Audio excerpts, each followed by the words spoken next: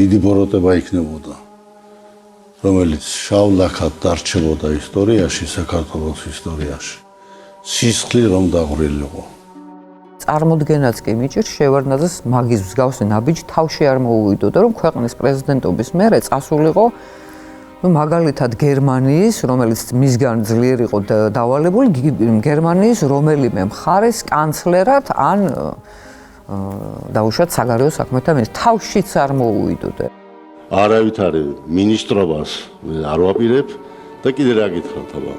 საქმე ბევრი მექნება. თუ თხოვენ რაღაცაზე კონსულტაციას, უფულო თუ ნამდვილად კონსულტაციას გავუწევ ყველას. ეს იქნება სახელმწიფო ბლოკი თუ თავრობა ან სხვა რომელიმე პარლამენტის თავმჯდომარეობას. პარლამენტ არა, როგორ გაადრებათ ახლა.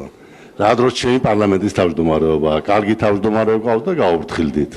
მე მაინც ვფიქრობ, რომ დიდი როლი შეასრულა რასაკვირველია საგარეო ფაქტორმა და საგარეო გარედან დახმარებამ, რომ დაგეგმილი იყო რევოლუციის ტალღა პოსტსაბჭოთა ქვეყნებში და მერე კიდეც წავიდა და საქართველოში მარტო არ მომხდარა, ხო ეს?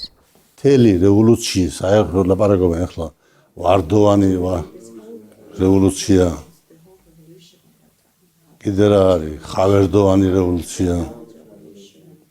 კიდე კომბოსტოვანი რევოლუცია. თელია გასაღები რევოლუცია, ეგრეთ წოდებული რევოლუციის არის პრეზიდენტის გადადგომა. აქ არის სახელმწიფო ხელისუფლების ძალადობრივი გზით ხელში ჩაგდება. ამისი სამართლებრივი კვალიფიკაცია არის ეს, მხოლოდ და მხოლოდ. არ არის ეს რევოლუცია. არ არის. მე არ ვიცი, შეიძლება ეწყინოთ კიდე, მაგრამ ეს არის ჩვეულებრივი ავანტურა. ჩვენ მხოლოდ და მხოლოდ მშვიდობიანი ხერხებით, ასე ვთქვათ, თავდაცვითი საშუალებებით ვიცავდით სახელმწიფო ორგანოებს და მოხდა ამ სახელმწიფო ორგანოებში შეჭრა და ძალაუფლების ძალადობრივი გზით ხელში აღება. ეს არის მუხლი კონკრეტული სისხლის სამართლის კოდექსის. ეს იყო ტიპიური სახელმწიფო გადატრიალება. არა, გადატრიალება ეს არ იყო, გადატრიალება სხვა ნიშნები აქ ბუნებრივია, მაგრამ რა თქმა უნდა ეს იყო რევოლუცია. არანაირი ვარდების რევოლუცია ეს არ იყო, ეს იყო დვარცოვი პირივაროთ რეალურად. და ამ რევოლუციამ ძალიან სერიოზული შანსი მისცა ქვეყანას. უბრალოდ ეს შანსი არ იქნა გამოყენებული. ვინაიდან 2003 წლის 2 ნოემბრის არჩევნების შედეგების მასობრივი ფალსიფიცირების გამო მოქალაქეთა მშვიდობიანმა საპროტესტო გამოსვლებმა არ დაუშვა პარლამენტის უფლებამოსილების ცნობა, საქართველოს კონსტიტუციით გათვალისწინებულ უფლებამოსილებას შესაბამისად საქართველოს მოქმედი კანონმდებლობის თანახმად ახორციელებს 1999 წელს მოწვეული საქართველოს პარლამენტი. როგორც კი პარლამენტი შეიკრიბება, ახალი პარლამენტის წევრები შეიკრიბებიან, იქ სხვა ჩანაწერი არ იყო. ძველი კარგავს უფლებამოსილებას. მორჩა ის დათხოვნილია უკვე. რამდენმა გააგრძელეს. ეს ყველაფერი ფეხქვეშ გათელეს. მესამე დღეს ალბათ პარლამენტში შეჭრიდა, თავ ტელევიზორ საინფორმაციოში არის უზენაესი სასამართლოს სხდომათა დარბაზი. მიმდინარეობს მსჯელობა არჩევნების გაყალბების შესახებ. თვალებს არ დაუჯერ, იმიტომ რომ საკონსტიტუციო სასამართლოს განსჯადი იყო ეს საკითხი. მხოლოდ საკონსტიტუციო სასამართლოს შეეძლო მიეღო გადაწყვეტილება გაყალბდა თუ არა არჩევნები. ამის ერთ-ერთი ინიციატორი იყო ჯონი ხეცურიანი და ვიყავი მე. ერთ დღეს ჩატარდა ორი ტიპის არჩევნები, პროპორციული და მაჟორიტარული და არ დაგავიწყდათ რეფერენდუმი, რომელშიც დასმული იყო საკითხი ასე, რომ ეთანხმებით თუ არა, რომ პარლამენტის წევრთა რაოდენობა 235-დან შემცირდეს 150-მდე. სასამართლო პროცესში გამოიკვეთა უცნაური სურათი, რომ რეფერენდუმი აბსოლუტურად გაუყალბებელია და ამორჩევლის უმეტესობა მხარი დაუჭირა 150 კაცამდე პარლამენტის შემცირებას.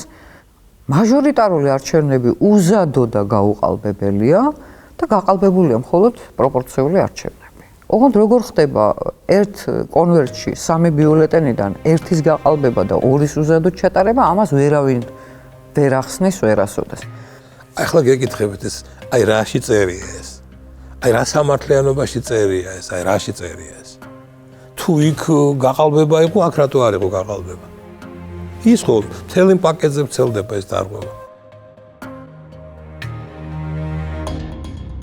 ამას სიყალბე უწოდო და ილანძღო და ის თქვა რომ ის კარგი იყო. რანაირად?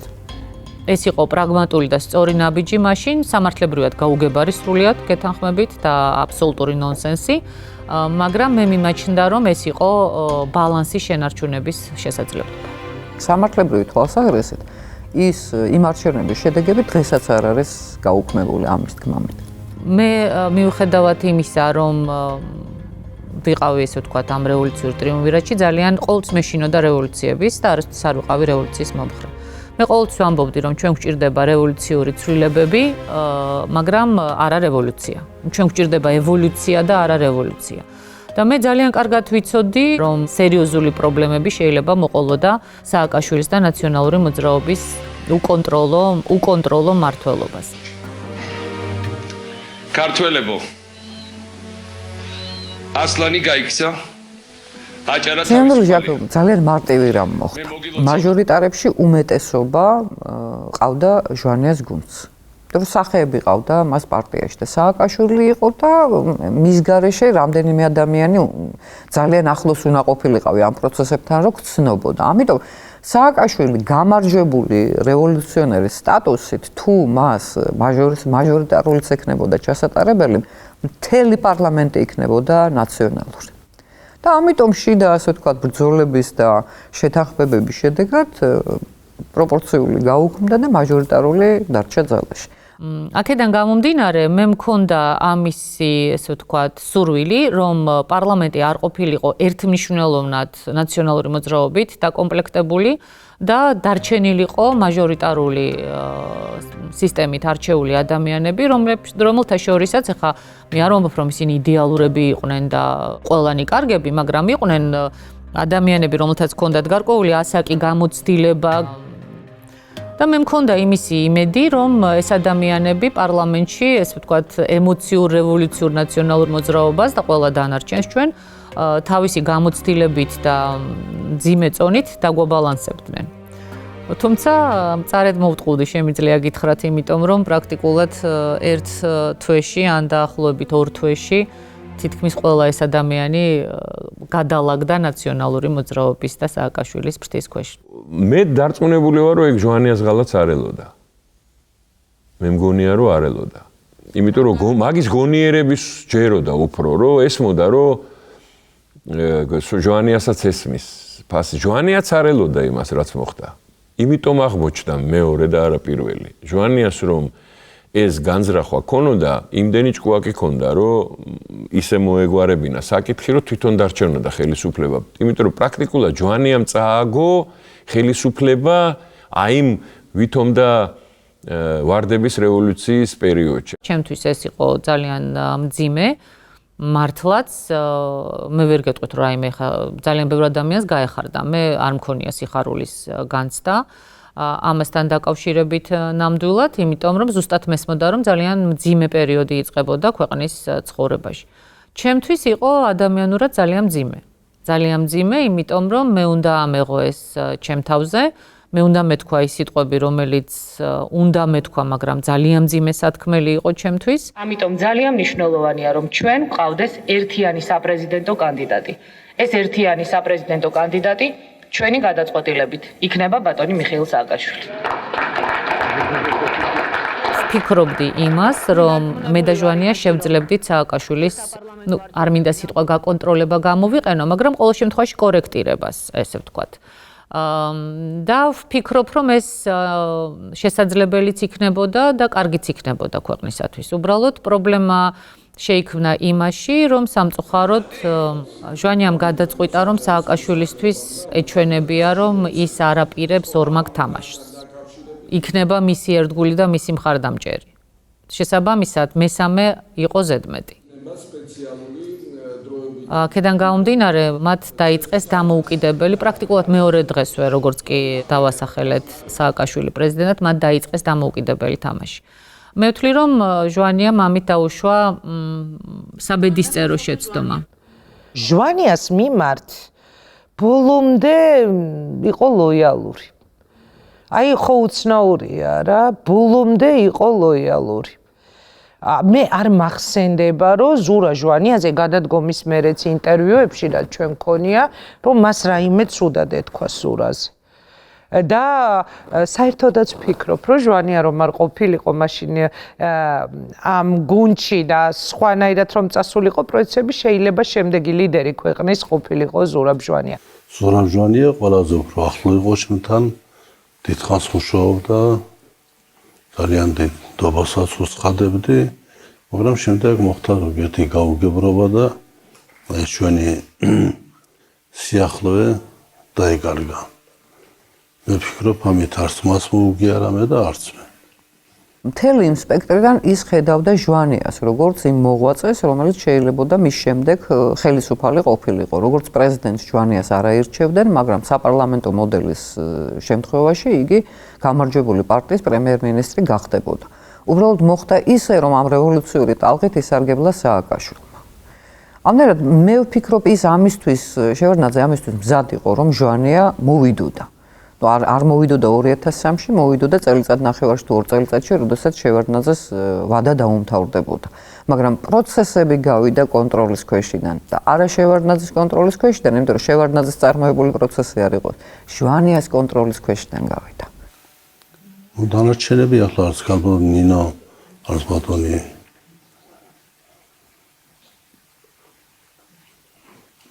გენდამინ ჩამოთვალო რა ვიცი. პრეზიდენტობის პრეზიდენტი ჩვენ მეგობრები არ ვიყავი და არ ვცვალთ. სამ ლიდერს რევოლუციისას ჩვენ გქონდა უნიკალური შანსი. მე მახსოვს კიდეც ერთ-ერთ ჩვენს ესე ვთქვათ ესეთ შეხვედრაზე სამნი ვიყავით მხოლოდ თქვი რომ ჩვენ ღმერთმა ეხლა მოგცა ყველაფერი. ვართ ახალგაზრდები, გვაქვს უზარმაზარი მხარდაჭერა ქვეყნის შიგნით და უზარმაზარი მხარდაჭერა ქვეყნის გარეთ. გვაქვს სამი უმაღლესი თანამდებობა ქვეყანაში და თუ ჩვენ ამას ვერ გამოვიყენებთ და გადავაყოლებთ საქმეს ერთმანეთთან კამათს, ჩვენ ამას ღმერთი არ გვაპატიებს მეთქი. სამწუხაროდ მოხდა ისე, როგორც მოხდა. ყველამ საკუთარ გულს უნდა ჩაიხედოს და გააკეთოს დაგხვდა ვის ინტერესებში იყო პრეზიდენტ შევარდნაძის ასე ვთქვათ ჩამოცილება ხელისუფლებიდან. ესეთი კითხვა არსებობს, ხო? რომ რითი გვაჯობეს. გვაჯობეს ერთადერთი რამის გამო, რომ ისინი ამ ქვეყნის მომავალს არ უკავშირებდნენ არც თავის თავს და არც თავის შვილების მომავალს. ისინი მათთვის სამშობლო და ქვეყანა არ უკავშირდებოდა, მათი მომავალი ამ ქვეყანას არ უკავშირდებოდა, მოკლედ ამის თქმა მინდოდა. ესე იგი, რაზეც შეიძლებოდა ისინი წასულიყვნენ იმაზე ჩვენ, კავკასიური ცარცისტრია, როცა შენ უშვებ ხელს, შენთვის ძვირფას ადამიანს და ორგანიზმს. მე მითხრა ბოლოს. რატო არ გააკეთეთ მეთქი? იცი რა შეგეთქვიო? აი, ბოლო რატომ არ გააკეთა?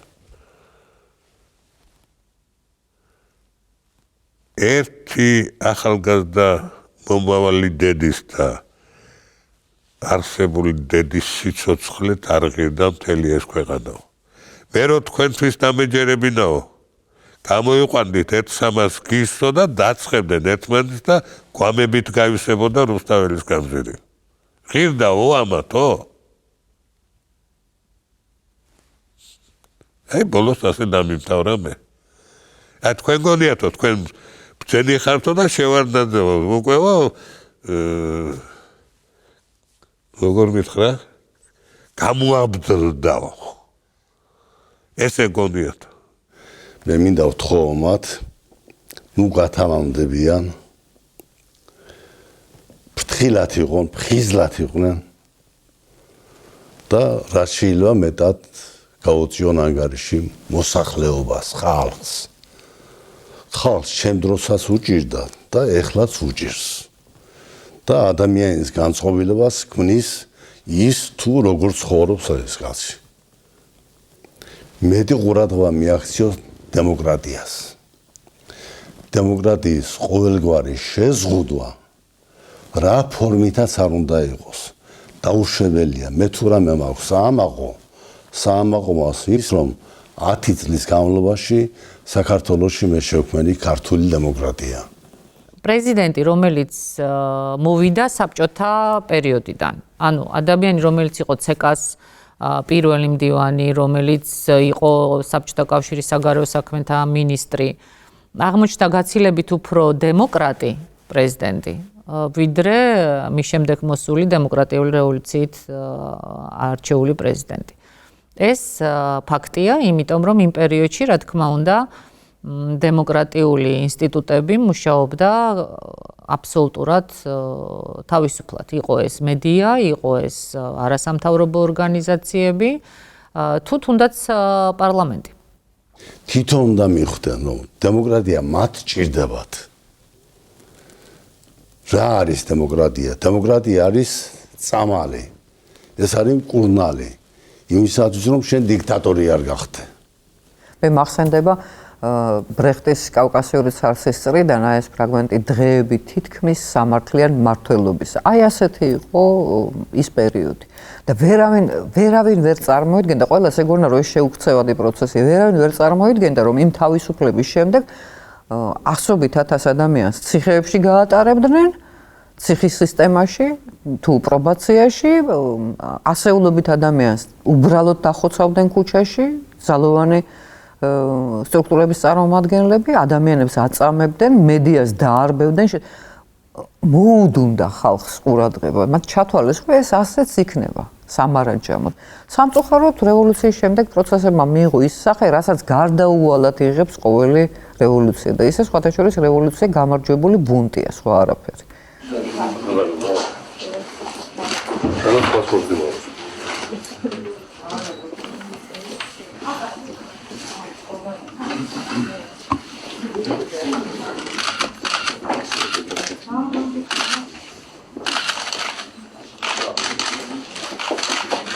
Надо бросить. Куда там бросить? На фото. Да, домой. Что включили? რას ურჩევდით ახალ პრეზიდენტს ბატონო? რას ურჩევდით ახალ პრეზიდენტს ბატონო ედუარდ? რას ურჩევდით მომავალ პრეზიდენტს, რომელსაც დღეს აირჩევს? ბევრი მუშაობს და მაგრად მუშაობს. და გაამართლებს როგორ შეიძლება ნაკლები ლაპარაკობს და ბევრი საქმე აკეთებს. ბატონო ედუარდ გაამართლებს როგორ ფიქრობთ? პოლიტიკა მარტო მოსვლა და რაღაცა არ არის. პოლიტიკა წასვლაც არის. პოლიტიკას და სახელმწიფოებრივ განვითარებას 5 და 10 წელი არ ყოფნის, მაგას დრო უნდა, დისტანცია უნდა. ეს ყველაფერი უნდა შეფასდება ჩვენი თაობის შემდეგ კი არა, იმის იქით კიდე. ეხლა ჩვენ ვართ უბრალოდ მონაწილეები და იმდენად არის შეიძლება ჩვენი აზრი საინტერესო და ჩვენი ხედვა რამდენადაც როგორც მონაწილე ვლაპარაკობთ, თორე ამის შეფასება გინდა ჩემთვის, გინდა სხვისთვის, როგორიც არ უნდა იყოს, მე სხვანაირად შეფასდება. იმასაც მოესწრები, რომ იტყვიან, რომ საქართველოს ყავდა პრეზიდენტი. მე არ ვიტყვი, ახლა ძალიან კარგი ან ღმერთით პრეზიდენტიდან რაღაცა, მაგრამ პრეზიდენტი ყავდა, რომელსაც ჩაიბარა ქვეყანა. ქვეყანა კი არ იყო, არაფერი არ იყო. ცარიელი ადგილი იყო, ძმა-ძმას კლავდა. დღეს სახელმწიფო ვართ. ხვალ კიდე მეტი გაკეთდება. როგორც გითხარით, იმ პროექტებს სისხლი ჩავაქციე.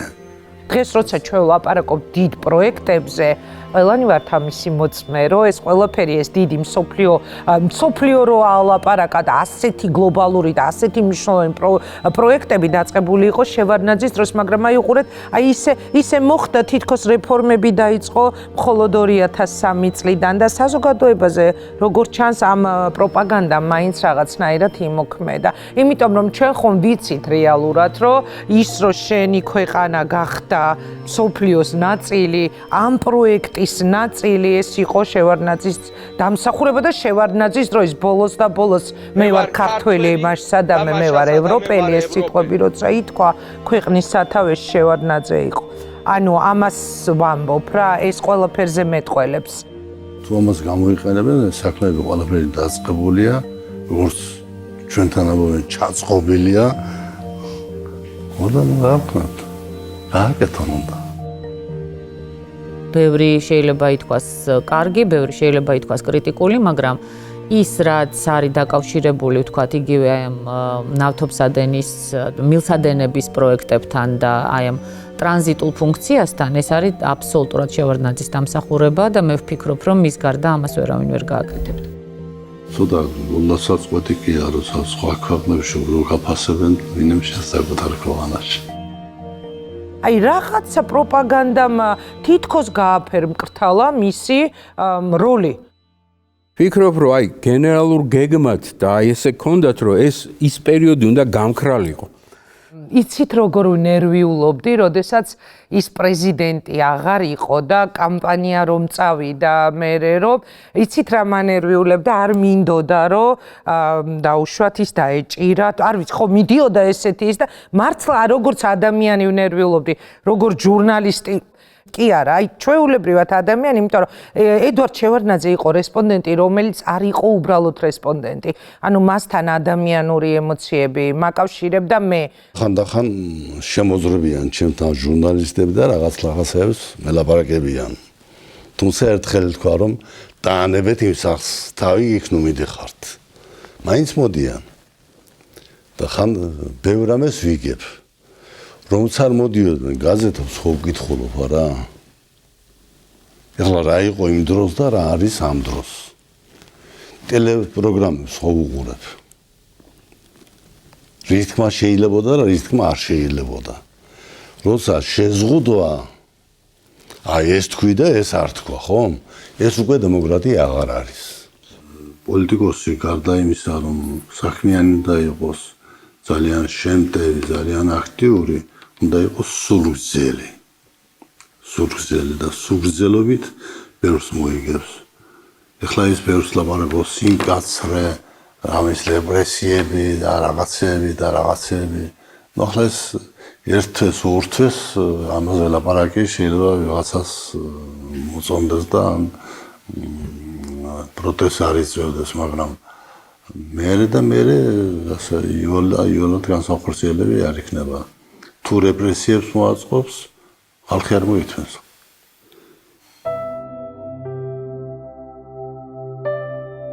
ნიშნელოვანია პოლიტიკოსისთვის ის ზურგი, რაც ჰქონდა ედვარდ შევარდნაძეს მისი მეუღლის სახით.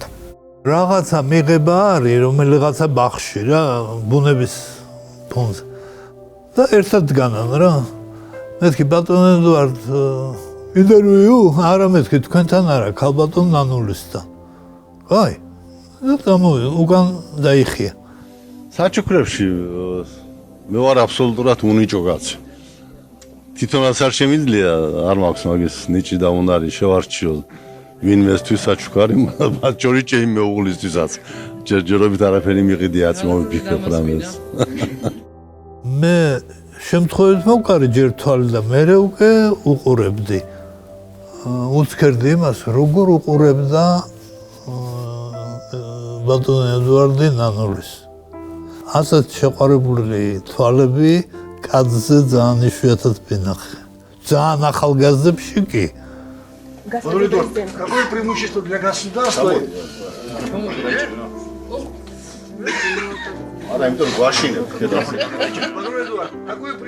და იმ თეთრ თმის ქვემოთ აი ეს ახალგაზრდული შეყვარებული თვალები იყო.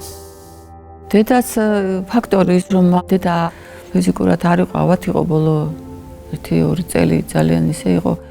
რა თქმა უნდა ძალიან ტკინეულად აისახა მამას განწყობილებებზეც და საერთოდ მის ზოგად მდგომარეობაზე. მე ვფიქრობ, რომ გადამწყვეტი ფაქტორი იმისა, რომ შევარდნაძემ აღარ იბრძოლა ბოლოს, იყო ეს ფაქტორიც, იმიტომ რომ იმდენად მწვავედ და მძიმედ აღიქვამდა ქალბატონი ნანული უკვე განსაკუთრებით იმ პერიოდში, როცა ავადმყოფობდა. დედა იყო ძალიან ძლიერი საყრდენი მისთვის. მე ძალიან კარგად მახსოვს, ყოფილა ბევრი რთული სიტუაცია, როცა მამას თითქოს ხელები ჩამოუშვა. ქონდა განწყობა, რომ აი დანებდეს.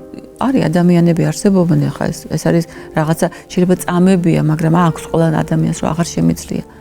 და დედა როგორ დადგებოდა ხოლმე, ხა მე არ გულისხმობ ბოლო მომენტს, საერთოდ მთელი ცხოვრების განმავლობაში როგორ დაუდგებოდა და როგორ ამხნევებდა და ეუბნებოდა, არა, ედუ, ეს ასე არა, ჩვენ ამას უნდა გავუძლოთ, ჩვენ უნდა წინ წავიდეთ. ძალიან მებრძოლი იყო დედა.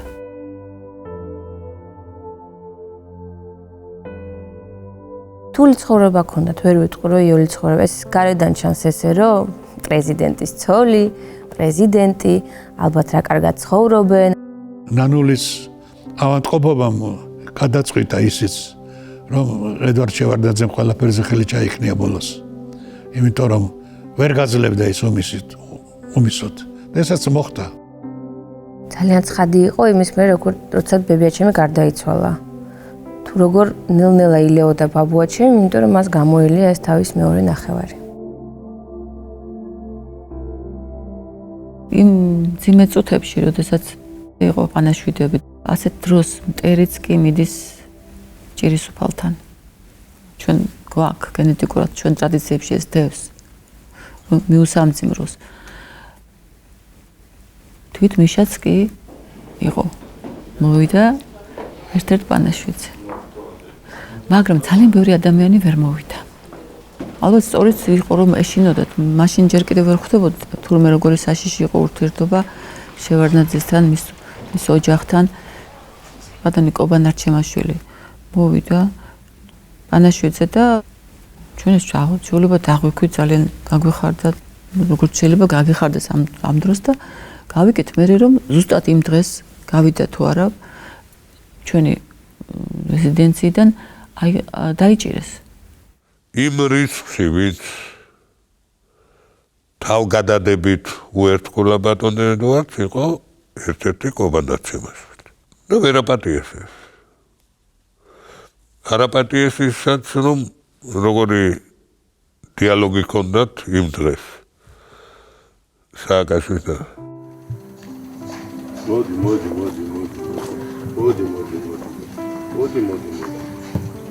მოდი, კარგი ხარ. რაც შემში ყველაზე მეტად ამ ადამიანს რაც მიხილოდა ეს იყო მისი ოჯახისადმი დამოკიდებულება, ეს სიყვარული თავის მეუღლისადმი, შვილებისადმი, შვილიშვილებისადმი და ეს აი ოჯახის სიწმინდე მისთვის რამდენად მნიშვნელოვანი იყო, რაც დღეს ძალიან უკვე აკლია ჩვენ ხალხს. ამ ადამიანს ეს ჰქონდა ძალიან აღმატებულ ხარეში.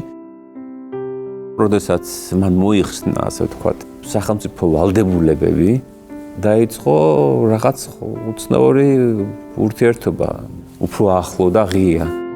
ჩემი ურთიერთობა როგორც ბაბუასთან შემიძლია დავყო ორ ნაწილად, ეს იყო მისი პრეზიდენტობის პერიოდი და მისი გადადგომის შემდეგ.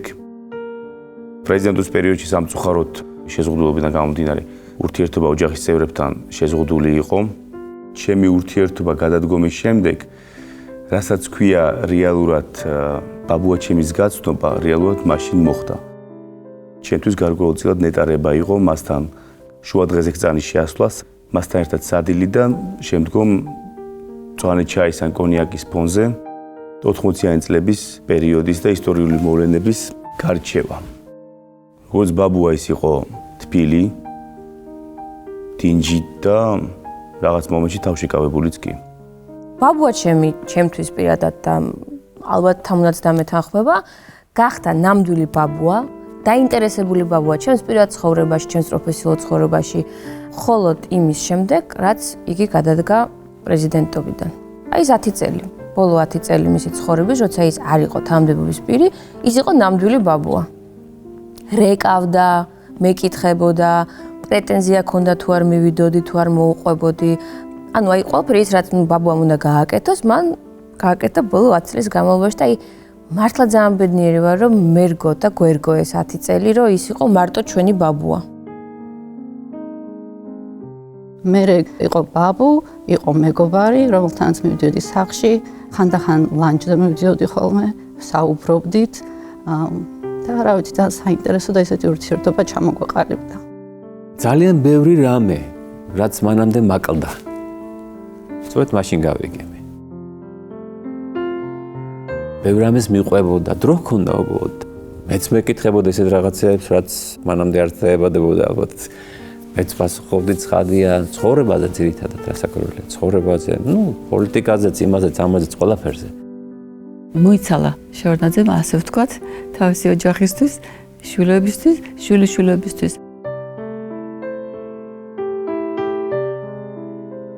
უწმიდესი ძალიან ხშირად მოდიოდა. ისხდნენ, საუბრობდნენ. ჩვენი სიამაღე ერის წინამძღოლი სულიერი мама შეუძლია სავადაზე ჯერმე უნდა დაგწ შევთხოვ უფალს რომ ვინ იყოს თქვენი ცხოვრება კმაყოფილი იყოთ და თავარია გამთლიანებული ნახოთ საქართველო და ბედნიერი მე მგონი ეს მოხდება მის მოწინოსობამ დამიძახა და მითხეს ცირამე რომ უნდა წავსულიყავი ბატონ ედუარდთან საზიარებლად და ძალიან გამიკვირდა მაშინ როცა მითხა უწინო წირვა შესაძლებელი არ ვიცოდი რომ მას რეზიდენციაში ეკლესია ჰქონდა რომ მივედი წირვაზე მე 1 საათ ადრე მიდიოდი წირვის დაწყებამდე და რომ მივედი ბატონ ედუარდი დამხვდა უკვე ჩაცმული რომ ავედი როცა მივესალმე მითხა რომ მამაშალო მინდა რომ აღსარება ჩაგაბარო თუ ისე არ მინდა ზიარება პირველი ზიარება ეს აღსარების გარეშე მივიღეო და მინდა რომ აღსარება გითხრათო შევედით ოთახში და რამოდენიმე წუთი ვისაუბრეთ რაღაც ნახევარი საათი ვისაუბრეთ და იმ დღეს იყვნენ სტუმრება შვილიშვილები იყვნენ სოფო იყო ჩამოსული ლაშეს ყველანი ესწრებოდნენ წირვას და სურათებს იღებდნენ რომ ამოვედით წირვიდან და მე მომერიდა ხო რაღაცა მეთქვა და ბატონო ედუარდმა დამიძახა თვითონ და ეს რამის მეუბნება რომ მამაშალო მოდიო სურათი გადავიღოთო მე და შენ ერთადო და შენ ვაგამოგადგება ეგ სურათი და მე კიდევ ვიგავმადგება ეგ სურათია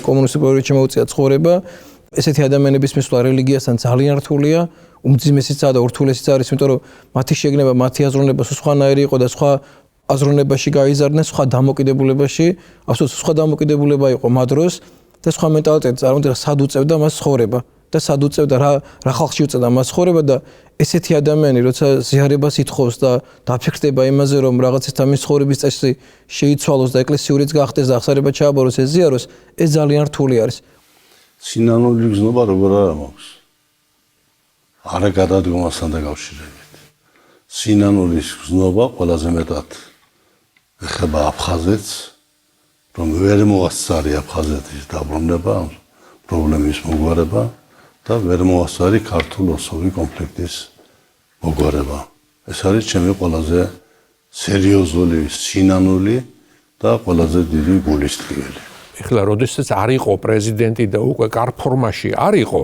ეხლა რომ მივდიოდი სულ ამას ფიქრობდი რომ ეს შევარდნაძე აღარ არის უკვე ის შევარდნაძე და ნუ აბა როგორი იქნება აბა ეხლა აი პრინციპში აი მე სხვაობა ვერ ვნახე ვერანაირი აი ისევ ზუსტად ისე დაძაბულად და ისე რაღაც აი მობილიზებულად ვიყავი მასთან უკვე თითქოს ამის საჭიროება აღარ იყო უკვე ხო ნუ რა არის ხა კერძო პირია ისე რომ შეხედო ცინიკურად ხო მაგრამ აი ზუსტად იმ ენერგეტიკას და იმ სხივს გრძნობდი მისგან რომელიც მოდიოდა ბოლო მომენტამდე ბოლო წუთამდეც ქონდა დღის რეჟიმი ეს ესე ქონდა მას აი არ შეელო სხვანაირად და მართლა არ ვიცი ხა ამ მდგომარეობაში შეიძლება თუ არა მაგრამ მართლა შრომობდა როგორ ძალიან ბევრს კითხულობდა ძალიან ბევრს წერდა სანამ შეეძლოს რა თქმა უნდა ქონდა ჩვეულებრივი ესეთი მიღების დღეები მიღების საათები უამრავი ინტერვიუ იწერებოდა განსაკუთრებით აი თუ კი რამ ისეთი ხდებოდა მსოფლიოში ისე გრძნობდით ამას როგორ დაიწყებოდა ძალიან ბევრი რეკვა ზარი გაისმოდა მოთხოვნა იყო მასთან შეხვედრაზე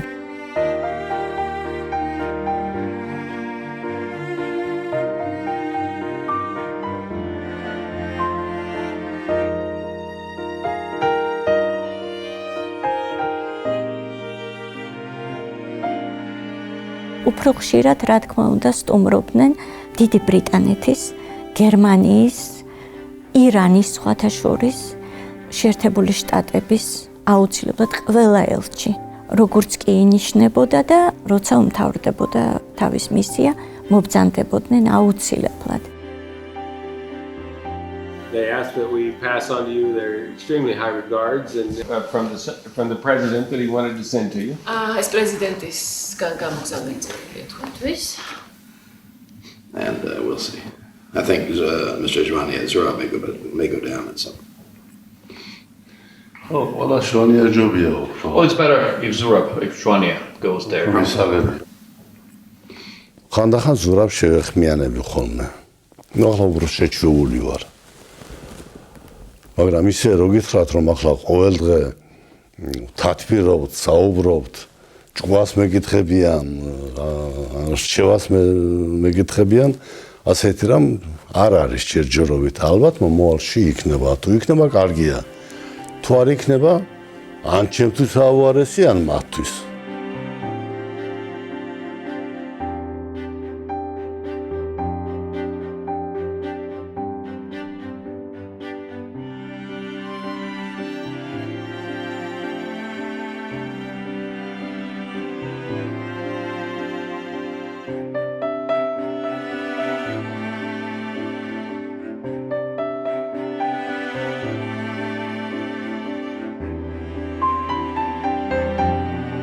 უამრავი იყო საერთაშორისო ორგანიზაციების წარმომადგენლები.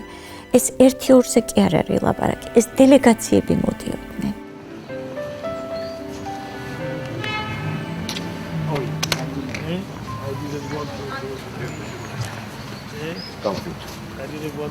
How are you?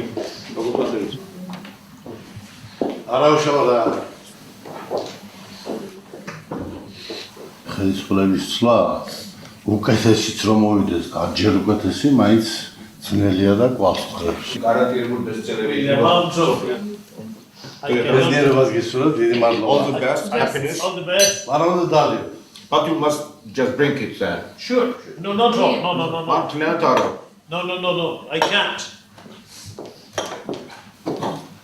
But you get full of beautiful things here. Okay, don't come down. Don't come down. Just take this. Okay. მოგითხვა მეგობრებს, კავშირში. Convey all the best I will. to our friends in the European Union. All our common friends. და როგორც მოახერხოთ ჩამოდით. Whenever you have time, I will. please come here for 2 or 3 days at least. Okay, we'll talk.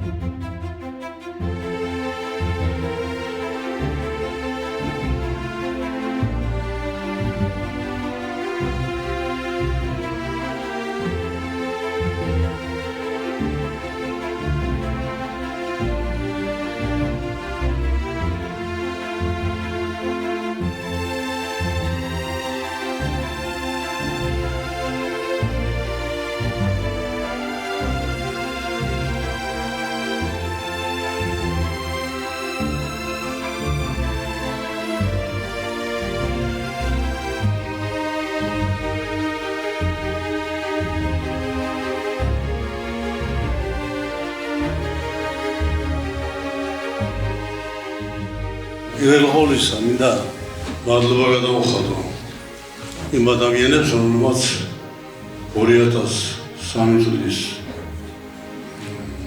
21 ნოემბერს მოაწყო სახელმწიფო გადატრიალება. ეს გადატრიალება არ ყოფილიყო, ეს იგი არ დაიწერა.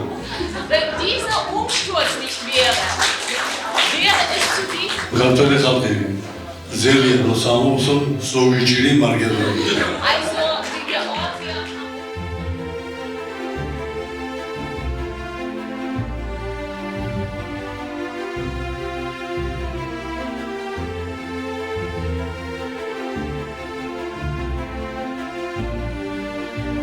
ხანდახან კიდეც უნდა წაიბორძიგო და წაიბორძიგებ კიდეც. მაგრამ ისი არა რომ სულ ბორძიგში იყო.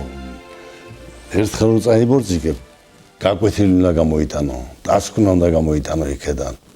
მე მგონი მას აქვს იმდენი ჭკუა, გონება, ინტელექტი, რომ ამას ის შეძლებს. ძალიან მინდა რომ ჯეროდეს. ეხლა ხანდახან ზოგიერთ მათგანს გონია რომ თუ რამე ცუდი მოხდება, მე მიხარია. მე უნდა იყო ჩემი ხალხის მტერი და ჩემი შვილების მტერი, რომ ეს ასე იყოს. არ არის ასე. ყველა მათი წარმატება, ჩემი წარმატება, მიუხედავად იმისა, რომ მონაწილეობა არ მიმიღია და ყველა მათი წაბორძიგება და ფეხის წაგვრა ჩემი შეცდომა ამავე დროს და ჩემი დანაშაულიცაა. ვიცი რომ ძალიან უხაროდა როცა ამასთან მოდიოდნენ ის ადამიანები, ვინც ადრე, ასე ვთქვათ, ჭყალებში მტრად მოიხსენიებდნენ შევარდნაძეს. Primera Germania. Creo que отношения были La Fontaine и Шройдер. Друзья. Прекрасные друзья, хорошие друзья. Вместе работали. Один был генеральным секретарем, другой еще будущим премьером и так далее, и так далее. Потом случилось, я не скажу, что один плохой или другой хороший. Ну, случилось так. Человек есть человек. Разные бывают люди, поэтому, когда они подросли, ребята, так сказать, ну, видимо, им захотелось более самостоятельной работы. Или что-то не понравилось. Немножко, несколько раз поспорили, но я не скажу, что у нас какие-то враждебные были отношения. И сейчас, вот, Шваня недавно приходил, и встречались, говорили, так сказать, нормально говорили. Რაღაც საოცარი მიმტევებელი ადამიანი იყო და ძალიან მიკვირდა, მე ბრაზობდი მართალი გითხრათ. აი ამ ადამიანს როგორ შეიძლება დაელაპარაკო შედ იმის მერე, რაც ჩვენ მოგვისმენია მისგან, რაც აგვიკითხავს და გვინახავს. არა, არის მოდა, არ უნდოდა, არ მიგდებდა ყურს. არა, მაგითხოვზე ვერ გიპასუხებთ, ინდონო, მე თავის ყო ჩამოთლა, ვინ მიღალატა, ვინ არ მიღალატა, ვინ დარჩა ჩემთან, ან ვინ არ დარჩა. ყველა ადამიანი ფიქრობს თავის თავზე, თავის ოჯახზე, თავის ბედზე. ნუ ხალხა პრეზიდენტი თავის შინებით მიდის, ძალიან ძნელია მოთხოვ კოლეგებს, რომ არა მე მიდივარ, მაგრამ თქვენ დარჩით და იყავით ჩემი ერთგული. ნუ ასე არ ხდება ეს ხონით. ახალი ხელისუფლება მოვიდა და მათ უნდა ითამაშონ. რბილად, ადამიანურად, ესე ჩახუტებით, ხვდებოდა ძალიან ბევრს. დამერწმუნეთ, ვინც ადრე თავს ასაღებდა როგორც გადადებულ შევარდნაძეს მტრად, მერე მოყარეთ დაბრუნდა იმ კრწანისის სახლში.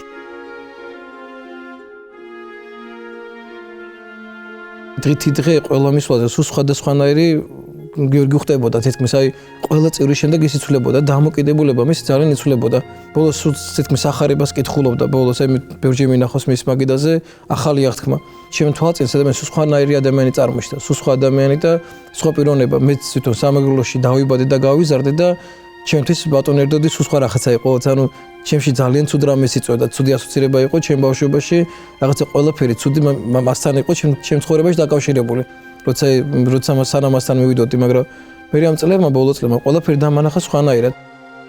არასოდეს არ მოხსოვს კიდევ რომ ზიარებაზე, როდესაც მე დამჯდარიყო. უკვე მე ბოლოს როცა აღარ შეელო დგომა ფეხზე, მე უკვე ჩდებოდა ხოლმე. ვაი, ბოლოს უკვე გარდაცვალებამდე რამოდენიმე დღით ადრე როცა შევხვდი მას, უკვე ლოგინში იწვა. და ძალიან მოხსოვს, როდესაც ოთახში შევედი მასთან ეს გადასაფარებელი გადაიფარო შიშველის სხეული არ გამოჩენდა, ბეჭებიც კი არ გამოჩენდა და ეს მორიდება და მოწიწება ქონდა რაღაც ესეთი აი დამოკიდებულებაც მასში. იმ 10 წელიწადში ესეთი 10 ბედნიერი წელი იყო. სანამ მოერეოდა ეს ავანტყოფობა. თვალები ქონდა საოცრად მეტყველი, თვალებით საუბრობდა მამა ბოლოს. ძალიან ფერს გვესაუბრებოდა თვალები და ხვდებოდი ისე ლაპარაკობდით. იუმორის შეგრძნება ბოლომდე არ დავუკარგავს. ერთი მახსენდება, ვეღარ ლაპარაკობს. ახალსაც მეუბნება. მეუბნები რა? კიდე მეუბნით რა?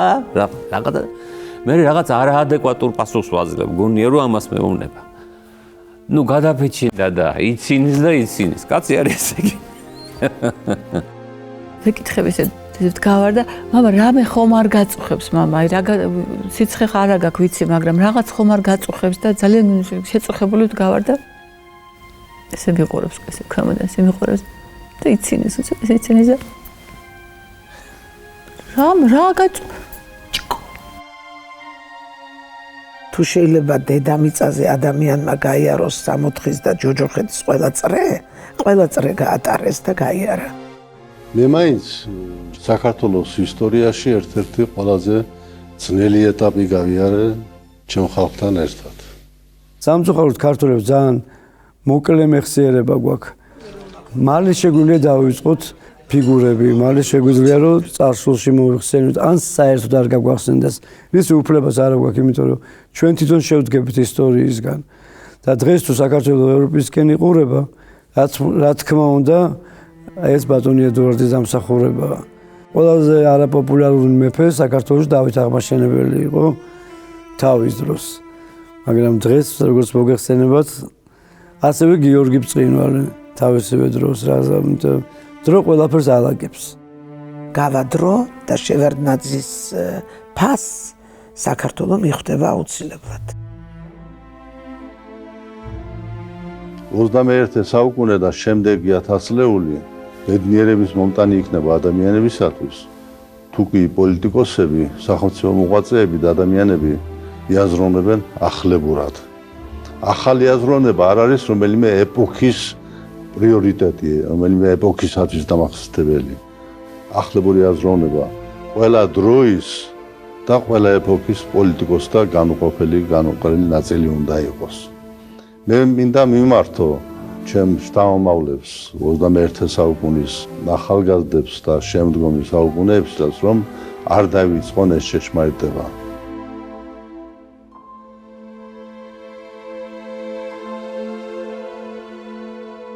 განსაკუთრებული სიმამაცე, გაბედულება მას ყოველთვის ახასიათებდა და აი ამ ღონიერ, ძლიერ, წინ გახედულ აზროვნებასთან ერთად ეს ქმნიდა საფუძველს იმ ფენომენისათვის, ჩემი აზრით, რასაც შევარდნაძის ფენომენი უწოდა მერე მთელმა მსოფლიომ. ჩემზე რამაც მოახდინა განსაკუთრებით ძალიან დიდი შთაბეჭდილება, ეს იყო ნეიტრალური დამოკიდებულება ადამიანური ცდუნებების მიმართ. ნებისყოფა და მოთმინების უნარი, რაღაც გასაოცარი მოთმინების უნარი, ინტუიცია, პატიოსნება, პრინციპები, შორსჭრეტელობა, სულგრძელობა, პატიების უნარი და ადამიანის ნამდვილი სიყვარული. თბილი.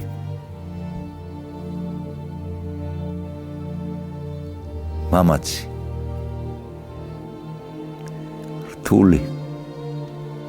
ყურადღებიანი. გამგები. ჩემთვის იყო დიდი პიროვნება. ჩემთვის ბაბუ იყო. მე მჯერა რომ ადამიანი მიდის, ის არსად არ მიდის. ის ყოველთვის შენთან იქნება ბოლომდე და ბაბუა ჩემთვის პირადად ყველაზე მთავარი თვისება იყო ის, რომ მას შეეძლო ნებისმიერ სიტუაციაში დარჩენილიყო ადამიანი. აი ეს ადამიანური სიდიდე, პიროვნული სიდიდე რა. სულ ახლდა. მაშინაც როცა იყო პოლიტიკაში და მერეც როცა არ იყო. ძალიან ბევრი ეკითხება ჩემი პროფესიის ადამიანს, საერთოდ რომ რად უნდა ღირდეს ადამიანიო, რომ ის სიცოცხლის გულისთვისო შენ გაწირო, შენი სიცოცხლეო. მინდა ვთქვა, რომ აი ბატონი ედუარდი იყო ის ადამიანი, ვისაც არ ვინანებდი მაგას. ქვეყნის დამოუკიდებლობა ყველაზე ძირად ღირებული ბედნიერებაა. აი ამ ბედნიერების შექმნაში მე ვფიქრობ, ჩემი ხალხი რაღაცა წილს შემთხვევას გაიმეტებს. შეფასების დროს.